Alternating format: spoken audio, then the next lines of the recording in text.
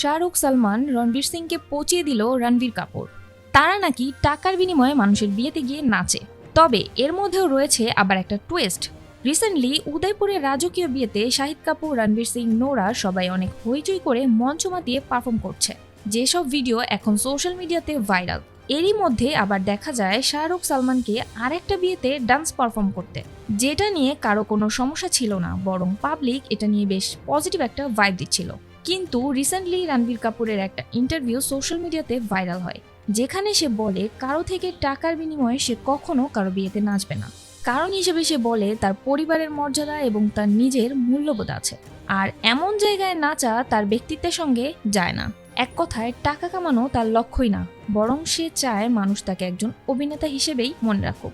আর বিয়ের ভিড়ে মদের গ্লাস হাতে দাঁড়ানো লোকের ভিড়ে বাজে মন্তব্যের মাঝে নেচে নিজের চোখে নিজের মর্যাদা হারাতে চায় না সে। এটা একান্তই তার ব্যক্তিগত সিদ্ধান্ত। তবে এটা ছিল তার অনেক আগের একটা স্টেটমেন্ট, কিন্তু এটা নিয়ে সোশ্যাল মিডিয়ার ভক্তরা আবার দুই ভাগে বিভক্ত হয়ে যায়। বেশিরভাগই তার এই টাকার বিনিময়ে বিয়েতে ডান্স করার বিষয় নিয়ে মজা করতে থাকে।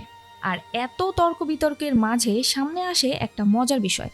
ভিউয়ার্স, আপনারা যদি এমন মজার ভিডিওগুলো পেতে চান, অবশ্যই চ্যানেলটি সাবস্ক্রাইব করে চ্যানেলের পাশেই থাকবেন। রণবীর কাপুরের একটা ওল্ড ফুটেজ দেখা যায়, যেখানে তিনি আনন্দ আম্বানির সঙ্গীত প্রোগ্রামে ডান্স করছে। এখানে আবার কিছু নেটিজেনরা বলে একেই বলে টাকার পাওয়ার। বুঝতে হবে ভাই, যে জিনিস কেউ করে দেখাতে পারেনি তা আম্বানি করে দেখিয়েছে। যদিও বলে রাখা ভালো, রণবীর এই পারফরমেন্সের জন্য কোনো চার্জ করেনি, তাই অনেকেই টেকনিক্যালি দাবি করছে তার বলা কথার বিপরীত এখানে কিছুই ঘটেনি।